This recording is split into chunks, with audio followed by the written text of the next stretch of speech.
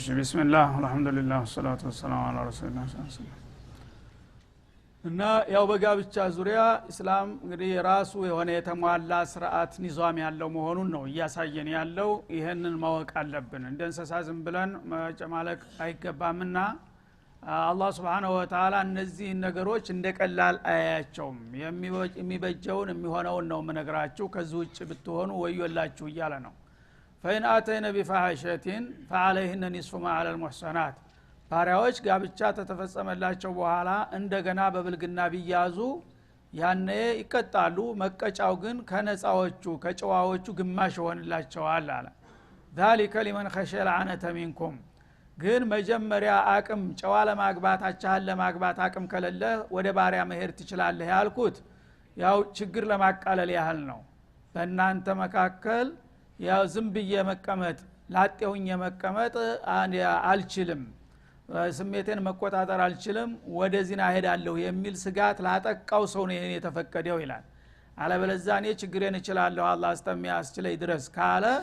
እኔም መመርጥላችሁ ባቻችሁ ጋብቻ ማድረጋችሁ ነው፣ ወደ ባሪያ መሄዱን ትታችሁ ይላል። لمن خشي العنة منكم المشقة منكم ከናንተ ችግርን ለፈራ ሰው ነው። ምክንያቱም አንድ ሰው ጨዋ ነው፣ አቻውን ጨዋ ለማግባት ሲፈልግ ጣጣውን አይችልም፣ አቅም የለውም። ያን ነገር አቅም ከሌለው ደግሞ ሸዋውን መቆጣጠር አይችልም። ምን ይሆናል አማራጩ? ወደ ዚና መሄድ ይሆናል ማለት ነው። ወደ ዚና ከምትሄድብኝ ባሪያ አግባል አላህ Subhanahu Wa Ta'ala ዚና ከባድ ነውና ባሪያ የችግር የዶሩራ ፍቃድ ነው የሰጠኋችሁ። አለበለዚያ እኔ ራሴን እቆጣጠራለሁኝ ባሪያ ማግባት አልፈልግም ካልክ እኔም የምመርጠው ይሄን ነው ይላል አላህ Subhanahu Wa Ta'ala። አታግቡት አላቻችሁ። ለምን ባሪያዎች በባሪያ ህግ በሚከድበት ጊዜ ማግባቱ ይፈቀዳል። ግን ያ የሷ ባለቤት ጌታዋ ፈቅዶ ተዳራት እሷ ምትወልድለት ልጆች ባሪያ ነው የሚሆኑ፣ የባሪያው ልጆች ስለሆነ የንብረቱ ልጆች ይሆናሉ። አንተ ጨዋና አባትዮ፣ ስለዚህ አንተ ለጊዜው ለችግር ብለህ አገባህ። ነገ ግን ልጅ ሲወልድ የባሪያ ልጆች ናቸውና ያንተ ልጆች ኑቶሎ የኔ አገልጋዮች ናቸው ብሎ ሊወስዳቸው ነው ማለት ነው። ያ ነገር አንደኛ ክብርህን ይነካል ማለት ነው። ልጅ አልባ ትሆናለህ ማለት ነው። ስለዚህ ይሄ ነገር እንዳይመጣባችሁ ችግራችሁን የምትችሉ ከሆነ መጀመሪያውኑ አላህ እስከሚረዳችሁ ድረስ ሶብር ብታረጉ ይመረጣል። ችግሩ ግን አማራጩ የማይቻል ሆኖ ዚና ላይ በቀጥታ ተምትወድቅ ደግሞ ያው ከዚና ይሻላል ብዬ ነው እንጂ የፈቀድኩት። አለበለዚያ የሚመረጠው በዛው ባአቻችሁ መሄዳችሁ ነው ይላል። ወአን ተስቢሩ ኸይሩን ለኩም። ስለዚህ ሸህዋችሁን እንደምንም ተቋቁማችሁ ብትታገሱ ለእናንተ የተመረጠ ነው፣ ክብራችሁንም ይጠብቃል፣ ልጆቻችሁንም ሌላ እንዳይወስድባችሁ ያደርጋል ማለት ነው። ወላሁ ገፉሩ ረሂም። አላህ በምትችሉት ያህል ጥንቃቄ ካደረጋችሁ ከዛ በተረፈ ድክመት ካጋጠማችሁ ምህረተ ሰፊና ሩህሩህ ነውና ይቅር ይላችኋል። ግን በእንዝላልነት ዝም ብላችሁ ወደ ሐራም ብትሄዱ ያኔ ከባድ ይሆናል ውጤቱ በማለት ያስጠነቅቃል። يريد الله ليبين لكم እና አላህ Subhanahu Wa Ta'ala በጋብቻ ዙሪያ የተለያዩ ችግሮቻቸውን ግምት ውስጥ በማስገባት እንዴት እንደመጠቀም እንዳለባችሁ በዚህ መልክ መናገሩና ማስተማሩ ለምንድን ነው? يريد الله ليبين لكم ለናንተ የሚበጃችሁን ለዲናችሁም ለዱንያችሁም የሚጠቅማችሁን ሊገልጥላችሁ ስለሚሻ ነው፣ ሰተላይ እንዳትወድቁ ማለት ነው። ወይህዲየኩም ሱነነ الذين من قبلكم ከናንተ በፊት የነበሩትን የሌላ ኡመቶችም ሱና ሊመራችሁ ነው። ኒካህ የሚባል ነገር በሁሉም ነብዮች አለ፣ በሁሉም ኡመቶች አለ ነገር ነው። የአላህ ዲን ሆኖ ኒካህ የሌለበት ዲን የለም። ስለዚህ የሰው ልጆች ከእንስሳት ከነፍሳት የሚለዩት በኒካህ ነው። እና እናንተ ብቻ ሳትሆኑ በወትሮ እነ ሙሳ እነ ኢሳ እነ ኢብራሂም እነ ኑህ ተላላቁ ነብዮች ሁሉ ይዘውት የመጡት ሸሪዓ በሙሉ ኒካህን ያስተምራል ማለት ነው። ያንን የወትሮ የቢጤዎቻችሁንና የመሰል አማኞችን ባህልና ልማዲም እግር መንገዱን ሊያስተዋውቃችሁ ነው። በእናንተ የተጀመረ አይደለምና እናንተም የሚበጃችሁን እንደገና ደግሞ የጥንት ሙስሊሞች ሁሉ ሲሰሩበት የቆዩትን ልምድና ባህል ሊያወራርሳችሁ ፈልጎ ነው ይሄን የሚነግራችሁ ይላል ማለት ነው። ወቱባ አለይኩም በተቻላችሁ ያህል ጥንቃቄ ካደረጋችሁ በኋላ ግን ታቅም በላይ አንዳንድ ጊዜ ጥቅቅን ስተት ቢያጋጥማችሁ ያን ደግሞ ይቅር ብሎ ሊያልፋችሁ ነው የሚሻው ሁን ብላችሁ ስታልተዳፈራችሁ ድረስ። والله عليم حكيم አላህ ለእናንተ የሚበጀውን ሁሉ አዋቂ እንዲሁም ደግሞ በዲንጋጌና በስርዓቱ ጥበበኛ የሆነ ጌታ ነውና በአጋጣሚ አይደለም የሚነግራችሁ ነገር አማራጭ የሌለው መሆን ያለበት ጥበብ የተሞላበትን ስርዓት ነው አላህ የዘረጋላችሁና በዚህ መልክ ነው ህይወታችሁን መምራት ያለባችሁ ይለናል ማለት والله يريد ان يتوب عليكم الله ሁሉ ጊዜ በእናንተ ላይ አንዳንድ ጊዜ ነገሮች ጠበቅ ሲሉ ወደ ማሻሻያ መመለስን ይመርጣል ያው አንድ ነገር የጠበቀውን ብትወድም ብትጠላም ይሄ ነው ሌላ አማራጭ የለም ብሎ አይዘጋህም ከበድ ባለ ቁጥር አማራጮችን ይሰጣል አሁንም አቅም ለማግባት አቅም የሌለው ሰው ባሪያን ማግባት ይፈቀድለታል ማለቱ አማራጭ ችግር ለማቃያ የሰጠው ድል ነው ማለት ነው ويريد الذين يتبعون الشهوات أن تميلوا ميلا عظيما እነዚያ ደግሞ የግላዊ ስሜታቸውን የሚከታተሉና የሚያሳድዱት ባለጌዎች እናንተ ሙስሊሞች እንደነሱ ልቅ ሆናችሁ ከእንደ ከባድ የሆነን ማጋደል እንድታጋድሉ ነው የሚሹና የሚያደቧችሁ ይላል ማለት ነው አዳው الاسلام ሙናፊቆችም የሆኑ ካፊሮችም ሙሽሪኮችም ላዲንዮችም ሺዕዮችም በአጠቃላይ ኒካህ እንዳይኖር ነው የሚፈልጉት ማለት ነው ጸረ ኒካህ ናቸው ተሙስሊም ውጭ ያሉ ሁሉ ኃይሎች ስለዚህ እነዛ ለራሳቸው ባለጌዎች ስለሆኑ ይሄ ነገር በብልግና እንዳይታይ የዓለም ባህል እንዲሆን ይፈልጋሉ ማለት ነው እነሱ በሁሉ ነገር አለቃ መሆን ይፈልጋሉ ስለዚህ ሙስሊሞች በትዳር የተከበሩ ከሆኑ በተሰባቸው ንጹህ ከሆነ ምንም ቅልቅል የሌለበት ከሆነ በዚህ ተበልጣችኋል እንዳይባሉ እናንተንም የብልግና አባል ሊያረጓችሁ ይፈልጋሉ ለዚህ ነው በስልጣኔ ስም የተለያየ መልክ ሰብአዊ መብት ምናምን ከፈለገች ከወደደች ምናለ ከተስማሙ አስገድዱ አይሁን እንጂ የሚሉት ዝሙትን ማበረታታት ነው የነሱ ስራ ለምን እነሱ ሁሉ ጊዜ በማንኛውም መልኩ ሌላ ሰው እንዲበልጣቸውና የተሻለ መብት እንዲኖረው አይፈልጉም ለሌላ ሰው እና እናንተ ሳታውቁት በየዋህነት የነሱ ሰለባ ተንኮል ሰለባ እንዳትሆኑ ይላል አላህ Subhanahu Wa Ta'ala ወይሩዱ الذين يتبعون الشهوات እነሱ ሴትን ያከበሩ ይመስላሉ ተላልጣ ክንፋ የተነጨች ሴት ዶሮ መስላ የምትሄደው በየሻሪዑ አፏን አቅልጣ ይሄ ነው የተሰጣት መብት ይሄ ግን መብት አይደለም የሴት ልጅን ክብር ማዋረር ነው ማንም የፈለገ ሰው እንደ በለዲያ ሽንት ቤት አላፊ ሁሉ የሚሸናበት በሩ የማይዘጋ እንደዛ ነው ያደረጓት ግን የሴት ልጅ ተከብራ ከባለቤቷ ከበተሰቧ ተለምና ተውባ ተሸልማ የምትሄድ መሆኗ ተዚህ የበለጠ ክብር አለ ወይስ አርቃንሽን ሰውነትሽን እያስማማሽ በየሻሪው ህጅና ምናልባት የሚፈልግሽ ከተገኘ ተብሎ ቆዳው እንደተገፈፈ ራቁቷን የምትሄደው ናት ክብር ያላት ከዛ ደግሞ አልፎ የተለያየ ሸሪካ የተለያየ ሱቅ የተባለ ሁሉ ማንኛውም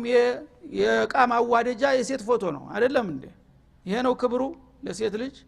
ውብ ቆንጆ የሆነ ሴት ተመርጣ ሰራተኛ ራሱ የምትከተረው በመልኳ ነው ለምን ሰው ደንበኛ እንድትስም ማለት ነው ባለጌዎች እንዲመጡ ይሄ ነው የሰው ልጅ መብት የሚባለው አላህ ይሄ እንደባ በግልጽ አስቀመጠው ማለት ነው ወይሩዱ الذين يتبعون الشهوات أن تميلوا ميلا عظيما ለራሳቸው ተዘፍቀዋል ተጨማልቀዋል ግን እኛ ብቻ ለምን ባለጌ እንባላለን ምክንያቱም አዲዱ ይعرፉ بالدد እንደሚባለው አንድ ነገር ተቃራኒ ሲኖረው ነው መጥፎና መልካም የሚመዛዘነው ሁሉም ሰው ባለጌ ከሆነ የብልግና መሆኑ ይቀራል ያ ነገር ወደ ባህልነት ይለወጣል ማለት ነው ስለዚህ በመሰለል አረብ ምን ይባላል ወደት ይዛኒያቱ አንተ ዝኒ النساء كلهن ይላል አንዲት ሸርሙጣ የሆነ ሴት የሀገሩ ሴት ሁሉ ሸርሙጣ እንዲሆን ትመኛለች ይላል ለምን እሷ እንደ ባለጌ እንዲያትታይ ሁሉም ሰው ጓደኛ ካገኘች በቃ እሷ አይብ ተሰተረ ማለት ነው አሁንም የዓለም ሱልጣኖች ነን የሚሉት ያዛች ሴት ባህሪ ነው የይዘው የሚጓዙት ማለት ነው እኛን የሴት ልጆችን አከበርን ይያለ ውሸት በየመክተቡ በየጉርፋው ቤት ውስጥ የሚመለስ ድረስ ማብረጃ ወደ ክፍል ይዞ ለመግባት እንዲመቸው ነው ቆንጆ ሴቶችን አንድ ተላልጣ እንድትቀጠረው ነው አንድ ጎረምሳ ወንድ ቢመጣ አይቀጥራትም የሱ የሚፈልጋትን ሴት ፈልጎ እዛ ያረጋታል ተላላኪ ጸሐፊ ስክርተር ትባላለች ግን ስክርተር ብቻ አይደለችም ሌላ ኸድማ አላት ማለት ነው ይሄን ያደርጋሉ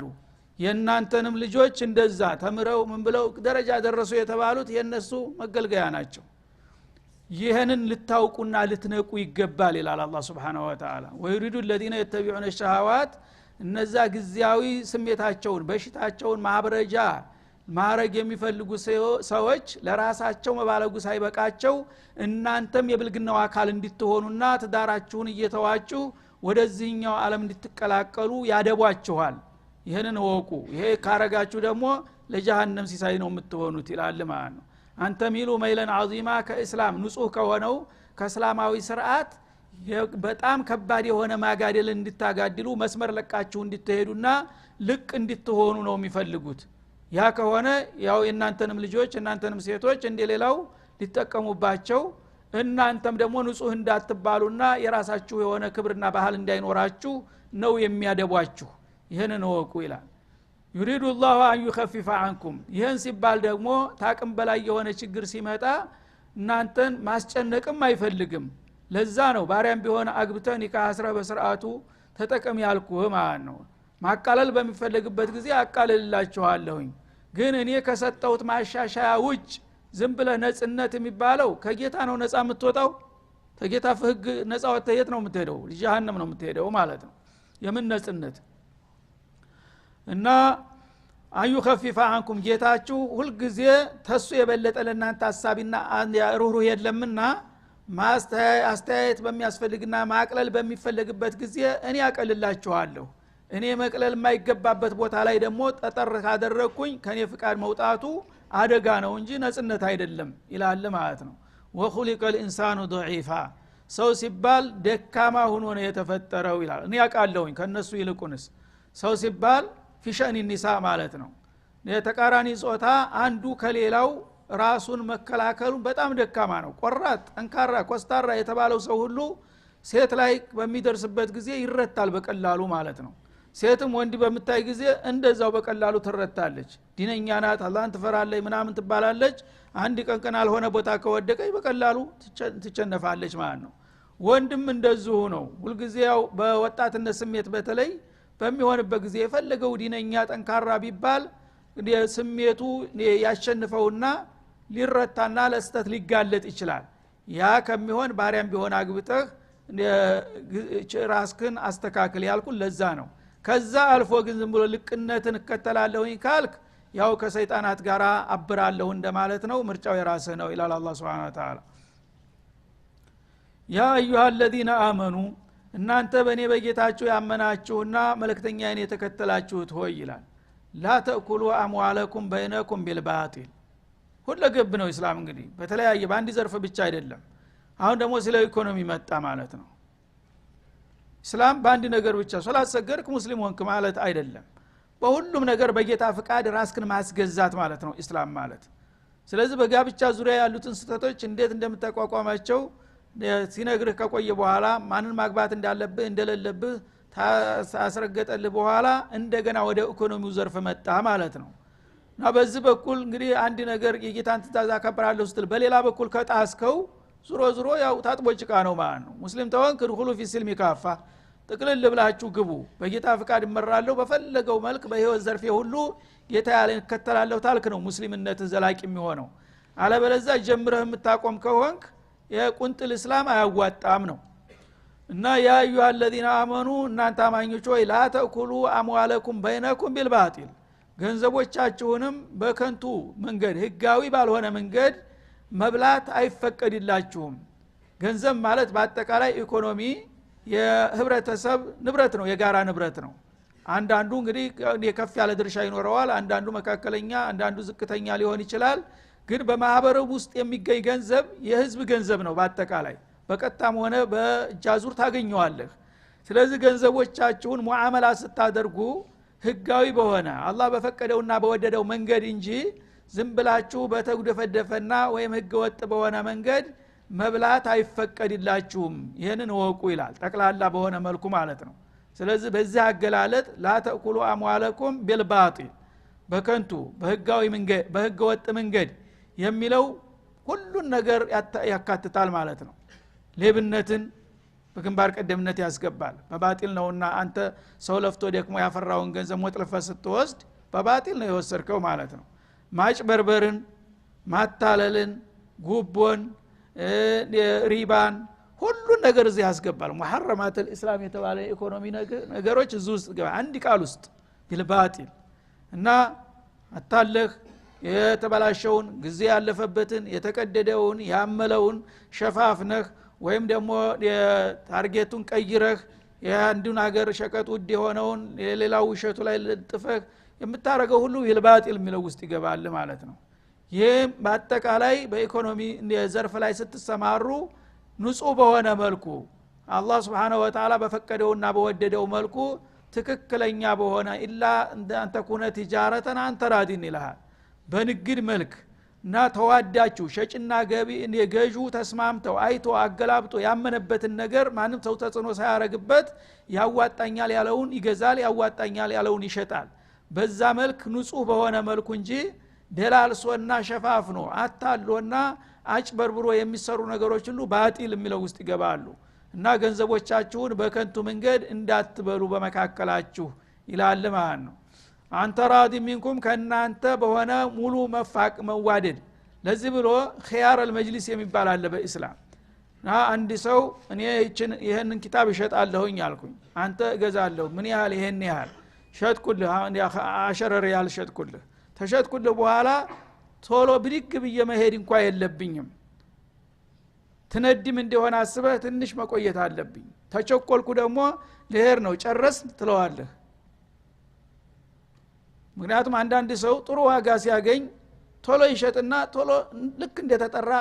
ፍልክ ብሎ ይሄዳል ዞር ስትል የለም ለምን መልስልኝ እንዳይለው ማለት ነው። ይቺ እንኳን ባጢል ናት አሉ ረሱል አለይሂ ሰላቱ ወሰለም። ለምን ለብነት ነው እንደ ወዶ ፈቅዶ አንተም ወደ ፈቅደ ተስማምታችሁ መሆን አለበት። ስለዚህ መጀመሪያ ያለሱ ፍቃድ ሾልከ ሸውደ መሄድ የለብህም ማለት ነው። ተቸኮልክ ሊሂድ ወይ ለሄር ነው በቃ ሌላ ነገር አለ መታዘይ ነገር አለ ትለዋለህ ማለት ነው። የዛ ጊዜ አይ ለም ጀዛከላህ خلاص ጨርሷል ማለት ነው ቅሬታ የለውም። አለበለዚያ ቅሬታ ያለው ገና ያብሰለሰለ ከሆነ የሰውዬ አስቦ ሊነድምብኝ ነው ብለህ ሽልክ ማለት እንኳን አይፈቀድም ማለት ነው። ዛሬኛ ምን ሰራውና ሸሪዓ የሚለው የትና የት ነው ሱብሃንአላህ። እና በባጢል እንግዲህ በውሸት በማጭበርበር በማታለል በመሸፋፈን በጉቦ በሪባ በወለድ የመሳሰሉ ሁሉ በሙሉ እዚች ውስጥ ይገባሉና ህገ ወጥ በሆነ መንገድ ገንዘባችሁን አትብሉ። ለጊዜው እንግዲህ ብልጣብልጥ ሆነን በላን ተጠቀምን ብትሉ እሳት ነው የምትበሉት የሰው ሐቅ እስከሆነ ድረስ ነገ ጀሃነም ይጠብቃል በማለት ያስጠነቅቃል ማለት ነው። እና ገንዘብ መብላት የሚቻለው ምንድነው? ለምሳሌ አንተ ኩነ ትጃረተን አንተ ራዲን ሁለታቸውም ሙሉ በሙሉ በፍቃደኝነት ተስማምተው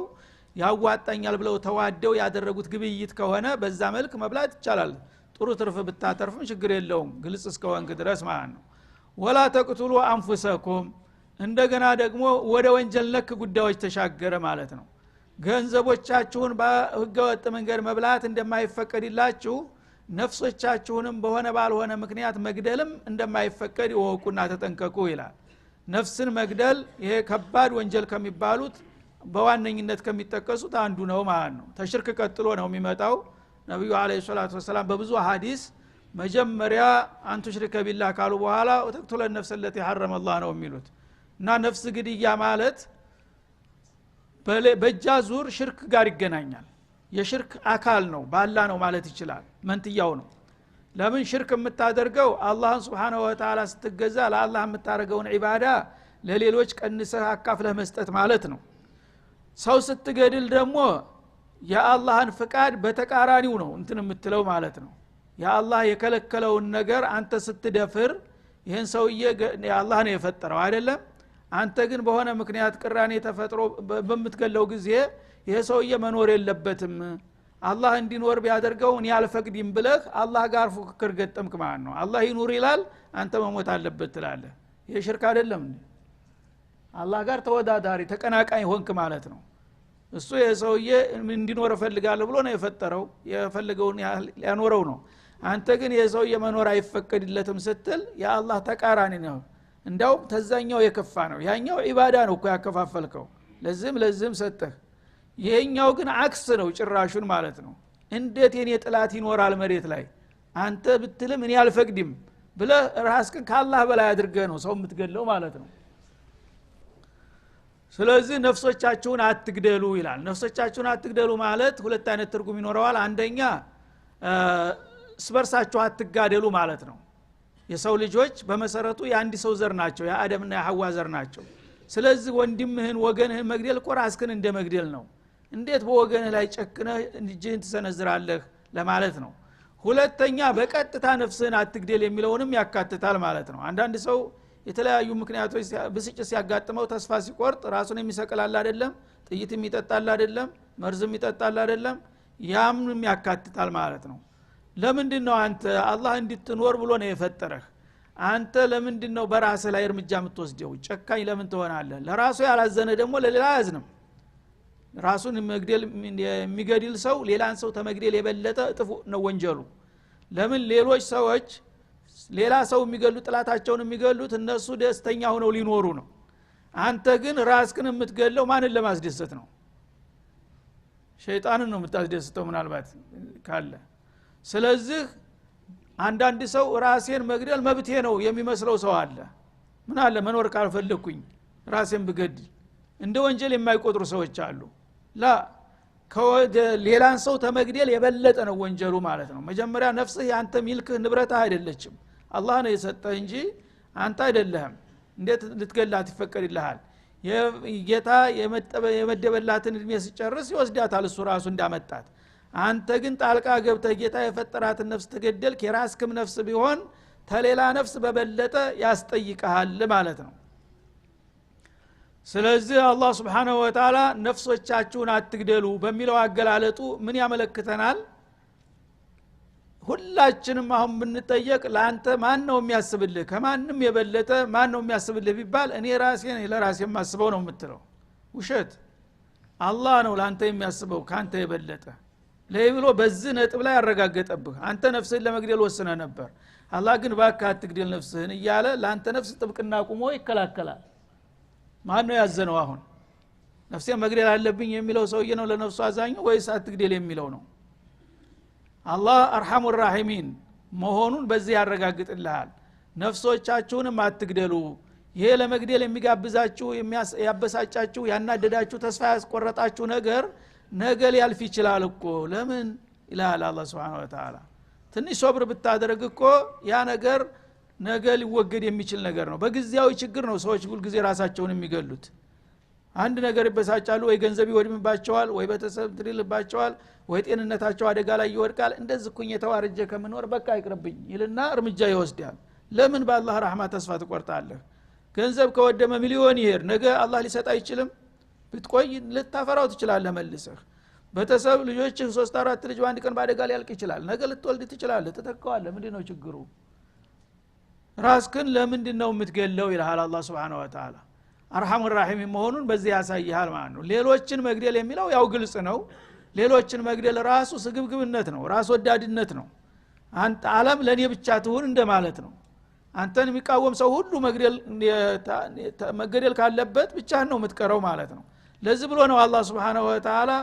من قتل نفسا بغير نفس فكأنما قتل الناس جميعا ይላል አንዲት ነፍስ ራሷ ነፍስ ሳትገድል የሚያስገድላት ወንጀል ሳትሰራ ንጹህ የሆነች ነፍስ መግደል ማለት አንተ የገደልከው በአንተ ስሌት አንድ ሰው ነው ግን በጃዙር ዓለምን እንዳወደምክ ይቆጠራል ይላል ለምን የሰው ልጅ ስብዕና የሚባለው ነገር ክብሩ ጁዝኡ ላይ የተጀዘ የማይገነጣጠል ነገር ነው ያንድን ግለሰብ መብት ገፈፍክ ማለት የሰው ልጆችን ክብር በሙሉ ደፈርክ ማለት ነው ስለዚህ አቅም ቢኖርህ በአጋጣሚ ነገም አንዱ ቢጣላ ተነገም ወዳ አቅም የፈቀደውን ሁሉ ለመጨረስ ዝግጁ ነህ ለዚህ ብሎ ገዳይ ሰው በሆነ ባልሆነ ምክንያት ሁሉ ጊዜ ነው የሚጨፈጭፈው ለምሳሌ አምባገነን ባለ ስርዓቶች ያላቸው ባለስልጣናት እድሜ ልካቸው ነው የሚገሉት መላይኖችን አላፎችን ነው የሚገሉት ለምን አቅማቸው ያልፈቀደውን የተረፈው ይቀራል እንጂ እነሱ አዝነው የሚተውት ነገር የለም ተራ ሽፍታ እንኳን አንድ ጊዜ ተቤቱ ወጥቶ አፈንግጦ ተማህበረሰቡ ሲወጣ ያገኘውን ሁሉ ነው በየመንገዱ የሚገለው እና ደም ያሰከረው ይባላል እሱ አካባቢ እንዳትሄዱ ይባላል ለምን ልማዱ ስለሆነ እንደሱ ሱኖበታል ወንጀል መሆኑ ቀርቷል በሱ ስሌት ማለት ነው ስለዚህ ነፍስ መግደል ማለት አንድ ሰው መግደል ዓለምን በሙሉ የዓለም ህብረተሰብ እንደመረሸን ይቆጠራል ይላል አላህ ሰብአዊ መብት ከዚህ የበለጠ እንግዲህ የት ነው ያለው እንደዚህ ይላሉ ዛሬ የኛ ሱልጣኖች በአሁኑ ጊዜ ያሉት መላይኖች እየሞቱ ለነሱ መስላሃ ነው የሚከራከሩት ያሉት ተምንም አይቆጠሩም አላህ ግን በእስላም የሚባለው አንድ ሰው መግደል ፈከአነማ ቀተለ الناس جميعا ምስራቁም ምዕራቡም ጥቁሩም ነጩም በሙሉ የሰው ልጆችን እንደፈጀ ይቆጠራል ከዚህ በላይ ማን ነው ሊያውጅ የሚችለው እና ያላግባብ አላህ በፈቀደውና በወደደው መንገድ ካልሆነ በስተቀር የሰው ልጅ ክብር እንደ እስላም አድርጎ ማንንም ሊያወጅና የደነገገ ሊኖር አይችልም ማለት ነው ان الله كان بكم رحيما አለህ አላህ በእናንተ በጣም አዛኝ ነው ምንም እናንተ ክፉና አጥፊዎች ብትሆኑም ጨክኛ አልጨክንባችሁምና በሆነ ባልሆነ ማንም ጉልበተኛ እየተነሳ እንዲጨፈጭፋችሁ አልፈቅድም ስለዚህ ነፍስህንም ሆነ ሌሎችን መግደል የለብህም አላህ በሰው ልጆች ላይ ሮሮ ነውና መከባበር አለባችሁ በሆነ ባልሆነ አትጨፋጨፉ ይሄንን ካደረጋችሁ ግን እኔ ጋራ ትጣሉና ለጀሃነም ትጋለጣላችሁ በማለት ያስጠነቅቃል ወመን يفعل ذلك እንግዲህ ማንም ሰው ያላግባብ ማንንም መግደል የለበትም እያልኩኝ እና አንተ ግን ተነስተ በማናለብኝነት ይሄን ወንጀል የምትሰራ ብትሆን ይላል ዑድዋንን በሌሎ ላይ ድንበር አልፈህ እኔ ጉልበት አለኝ ብለዝም ብለህ ዘለህ ሌሎችን ልታጠቃ ብትፈልግ ወዙልመን በደል ልትፈጽምባቸው ብትሻለ ጊዜው ባለህ ገንዘብና ጉልበት فسوف نسليه نارا እንዲህ አይነቱን ጥጋበኛ ለጊዜው እንኳን የፈልገውን ቢያደርግ እኛ ደግሞ ለጀሃነም ውስጥ እንደምንማግደው የተረጋገጠ ጉዳይ ነው ይላል እና ናራን አዚማ በጣም ከባድ የሆነች ሲኦል ውስጥ እንጨምረዋለን ነፍሰ ገዳዮችን እንደቀላል አላልፋቸውም ይላል አላህ Subhanahu Wa Ta'ala وكان ذلك على الله يسيرا እነዚህን እንግዲህ ህዝብ የጸረ ህዝብ የሆኑ ጨፍጫፊዎችና ግፈኞች አላህ ማጅራታቸውን አንቆ ጀሃነም ውስጥ መወርወር እንደሱ በጣም ቀላል ነው ይሄ ነገር በችላታ የሚታለፍ እንዳይመስላችሁ ሲል ያስጠነቅቃል هذا وصلى الله وسلم على النبي وإلى اللقاء والسلام عليكم